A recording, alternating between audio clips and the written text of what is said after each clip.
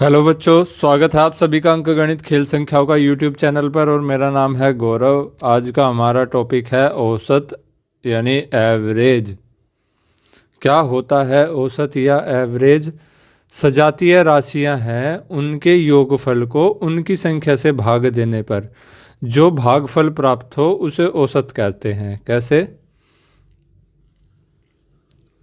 औसत क्या होता है? सजातीय राशियों का योग।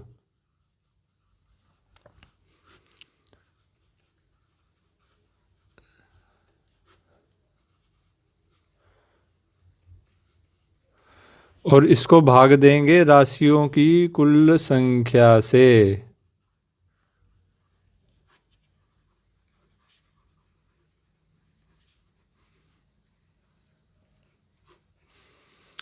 औसत जो होगा सजातीय राशियों का योग, एक जैसी जो राशियां हैं, यूनिट्स हैं, उनको जोड़ करके और वो कितनी है उन नंबर से भाग दे देंगे तो हमारा क्या आ जाएगा? औसत। और यदि पूछा हो योग, सजातीय राशियों का योग यदि पूछा हो तो योग क्या होगा? औसत में गुणा कर देंगे कुल संख्या को। राशियों की कुल संख्या कितनी है तो हमारा क्या आ जाएगा? योग आ जाएगा सजातीय राशियों का। एक उदाहरण देख लेते हैं। जैसे मान लीजिए 10, 20 और 30, इनका औसत क्या होगा? 10, 20 और 30 का औसत एवरेज क्या होगा? तो औसत के लिए क्या कर देंगे? तीनों को कर देंगे जोड़, और 1, 2, 3 राशियों की कुल संख्या कितनी है? 3, 3 से दे देंगे भाग। 10, 20, 30, 30, 60/3 बराबर कितना आया? 30। 30 हमारा क्या आया? एवरेज, औसत। तो अब इस हमारे चैप्टर में किस प्रकार के प्रश्न कम्पिटिटिव एग्ज़ाम में पूछे जाते हैं, एसएससी किस तरीके के सवाल पूछती है, और अन्य कम्पिटिटिव एग्ज़ाम में क्या क्या आता है, बिना समय व्यर्थ करते करे बढ़ते हैं सवालों की ओर। बेहद ही साधारण प्रश्न है पहला, आपकी अंडरस्टैंडिंग क्लियर करने के लिए। जुलाई, अगस्त, सितंबर और अक्टूबर महीने में किसी स्थान पर वर्षा क्रमशः 70 सेंटीमीटर, 65 सेंटीमीटर, 55 सेंटीमीटर तथा 90 सेंटीमीटर हुई। उस स्थान पर औसत वर्षा कितनी हुई? कितनी यूनिट है? 1, 2, 3, 4।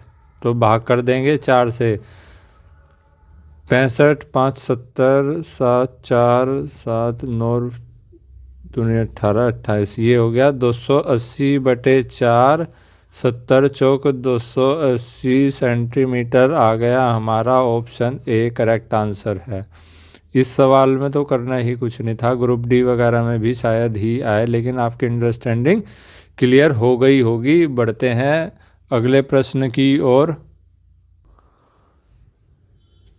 दूसरा सवाल, क्रिकेट टीम के 10 सदस्यों की औसत आयु 30 वर्ष है। उनके साथ कप्तान को भी शामिल कर लिया तो मतलब कितने हो गए? 11। कर लेने पर औसत आयु 1 वर्ष बढ़ जाती है। तो कप्तान की आयु ज्ञात करनी है। दो तरीके से इस सवाल को कर सकते हैं। पहले थी कप्तान की अगर आय नहीं ऐड करेंगे तो 10 सदस्यों की औसत आयु थी 30 वर्ष, यानी कुल मिलाकर के 300 वर्ष। 10 सदस्यों का योग था 300 वर्ष। अब 11वां कप्तान भी शामिल कर लिया तो अब योग कितना आया? 31 गुणा 11 बराबर ये होगा 341। तो अब कप्तान को ऐड करने पर उम्र में क्या अंतर आया? 41 वर्ष का। तो कप्तान की आयु क्या आ गई? 41 वर्ष, यानी ऑप्शन डी करेक्ट आंसर है। इसका दूसरा मेथड क्या हो सकता है कि कप्तान को अगर शामिल करते हैं तो 31 वर्ष औसत आयु हो जाती है। एक तो ये हो गया जमा, एक एक वर्ष औसत आयु उन 10 की भी तो बढ़ जाती है, 10 सदस्यों की। 10 सदस्यों की भी तो एक एक वर्ष औसत आयु बढ़ जाती है, तो 10 गुणा 1, तो ये कितना हो गया? 31 जमा 10 बराबर 41 वर्ष। जो भी आपको इन दोनों में से तरीका अच्छा लगे, शॉर्ट लगे, आप उसको अपना सकते हैं। यदि आपको किसी भी तरीके में फिर भी कोई डाउट है तो आप जो है कमेंट सेक्शन में पूछ सकते हैं। डाउट बिल्कुल निश्चित तौर पर आपका क्लियर किया जाएगा। बढ़ते हैं अगले सवाल की ओर। अब बच्चों आ गया है तीसरा सवाल। थोड़ा ध्यान से इसको समझना है आप सभी को। क्या पूछा है प्रश्न में? किसी कक्षा के 20 लड़कों की औसत आयु 12 वर्ष है। एक लड़के ने अपना स्थानांतरण करवा लिया, यानी बच्चे कितने हैं अब? 19 करा लिया, जिससे औसत आयु में 0.2 वर्ष की कमी हो गई। उस लड़के की आयु ज्ञात करनी है। किस लड़के की आयु ज्ञात करनी है? जो एक यहाँ पर क्लास छोड़ करके चला गया। तो करना क्या है? 12 वर्ष है, यानी औसत आयु उस लड़के की जब 20 के साथ था तो 12। अब अंतर कितना आया कि 0.2 ईयर का अंतर आ गया। तो कितने पे आया 0.2 का अंतर? अब आया, ये आया 19 बच्चों पे। 19 बच्चों पे 0.2 का अंतर आया। तो क्या होगा? 12 जमा 3, 19 दूनी 38, 3.8 मतलब 15.8 वर्ष जो है, जो बच्चा क्लास को छोड़ करके गया उसकी आयु थी। यानी ऑप्शन सी हमारा करेक्ट आंसर है। बस बेहद जो है क्वेश्चन की लैंग्वेज समझ ली हमने तो बहुत सरल हमारा सॉल्यूशन हो जाता है। अगर कोई डाउट फिर भी अगर आपके माइंड में रह जाए तो कमेंट सेक्शन में ज़रूर पूछना। हालांकि आप सभी को समझाया इस प्रकार से जाता है कि किसी भी बच्चे का कोई माइंड में डाउट रहे ही ना। बढ़ते हैं अगले सवाल की ओर। अब चौथा सवाल है, देखते हैं किस लॉजिकल माइंडसेट के साथ हमें इसे हल करना है। 10 व्यक्तियों के समूह में से 60 किलोग्राम वाले एक व्यक्ति को हटाकर उसके स्थान पर दूसरा व्यक्ति रख लिया गया। उससे क्या है? औसत भार 1 किलो बढ़ गया। एवरेज जो है 1 किलो इंक्रीज हो गई। तो मतलब क्या है कि 60 किलो वाला गया और 10 उसमें क्या थे? व्यक्तियों का समूह था। तो औसत भार 1 किलो बढ़ा, तो उन कितने 10 का बढ़ा औसत भार 1 किलो। मतलब 60 जमा 10 बराबर 70 किलोग्राम, यानी ऑप्शन सी हमारा करेक्ट आंसर है। बेहद ही सरल, कुछ नहीं, बस अगर हमें लैंग्वेज समझ में आ गई तो हमारा एक सवाल एवरेज का बड़ी आसानी से हल हो जाएगा। अब बढ़ते हैं अगले सवाल की ओर। अब आ गया है औसत का 5वां प्रश्न। क्या 10 छात्रों का औसत प्राप्तांक कितना है? 45। और 15 अन्य छात्रों का औसत प्राप्तांक कितना है? 40। तो सभी छात्रों का औसत प्राप्तांक क्या होगा बटे कुल छात्र कितने हैं? 10 जमा 15। ये आपको बताया गया था चैप्टर की शुरुआत में ही कि औसत को अगर हम प्राप्तांक के जो औसत हैं उसको नंबर से गुणा कर देंगे तो योग आ जाएगा टोटल, और हमारी टोटल यूनिट है ही 10-15। तो सरल तरीके से हमारी कैलकुलेशन हो जाएगी। 450 जमा 15 चौके 60, 600 बटे 25। अब ये आया क्या? हल कर कुरा के हमारा ये 6 4 10 50 बटे 25, 25 चौक 25 दूनी बराबर 42। तो अब जो ये 25 छात्र हैं इनका प्राप्तांक, जब अगर ये 10 थे तो इनका एवरेज था 45, 15 का था 40, और अगर ये 25 एक साथ मिल जाए तो प्राप्तांक क्या होगा? 42, यानी ऑप्शन डी करेक्ट आंसर है। तो बस लैंग्वेज का ही खेल है सारा। लैंग्वेज समझ के सरल तरीके से अगर हम अपनी कैलकुलेशन करेंगे बिना हबड़ दबड़ में घुसे तो आंसर करेक्ट आ जाएगा। बढ़ते हैं छठे सवाल की ओर। छठे सवाल को इसको लॉजिकली कैसे हल करना है चलिए देखते हैं। 8 व्यक्तियों की औसत आयु 42 वर्ष है। यदि 6 व्यक्ति जिनकी औसत आयु 48 वर्ष है कहीं चले गए इन 8 में से, तो शेष व्यक्तियों की औसत आयु क्या होगी? तो जो 2 बचे उनकी औसत क्या होगी? तो साधारण सा क्या कर लेंगे, गुणा 42 अठे कितना होगा 336 और 48 छिक कितना होगा 288।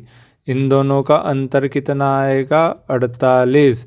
48 में अब बचे 2 की 48 है तो एवरेज निकालनी है, तो कुल आयु से नंबर को कर देंगे डिवाइड 2 24।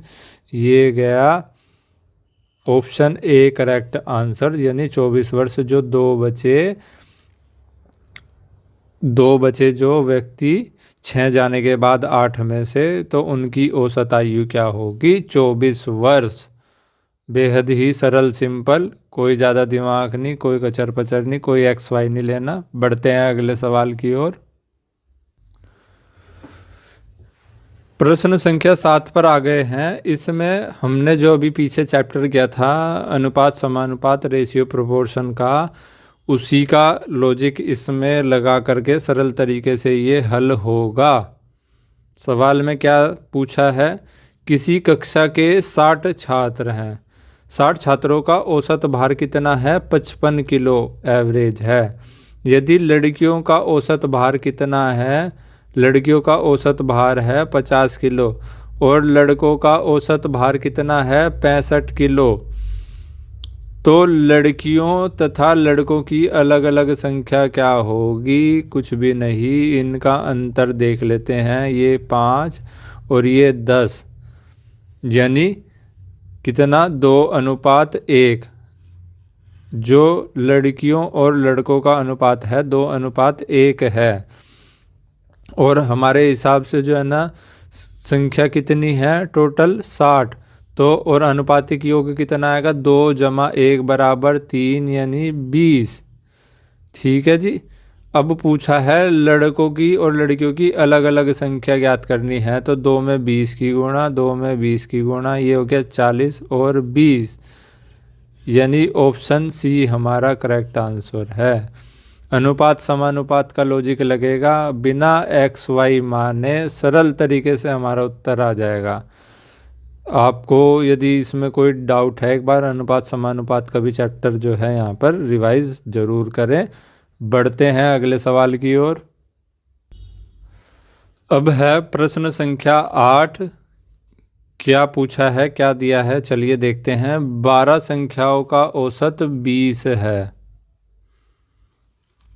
यदि प्रथम 5 संख्याओं का औसत 18 और अंतिम 6 संख्याओं का औसत 22 है, तो छठी संख्या क्या होगी? मतलब 5 का दे रखा है और 6 का 11 का दे रखा है, जो एक संख्या बच गई उसका औसत क्या होगा? बची कैसे, मान लीजिए 1 2 3 4 5 6 7 8 9 10 11 12, 1 2 3 4 5, इन 5 का तो क्या है 18 औसत, और अंतिम 6 का 1 2 3 4 5 6, अंतिम 6 का औसत है 22। तो जो ये छठी संख्या बची, ये क्या होगी? इस छठी संख्या को ज्ञात करना है। तो सीधा कैलकुलेशन है, 12 दूनी 24, 240 हो गया, 18 पंजे 90 हो गया, 6 दूनी 12, ये हो गया 132।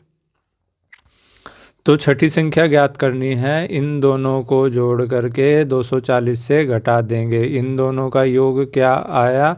ये आया हमारा 9 3 12 222, और 222 240 में से घटा देंगे तो बचा कितना 18। 240 घटा 222 बराबर 18।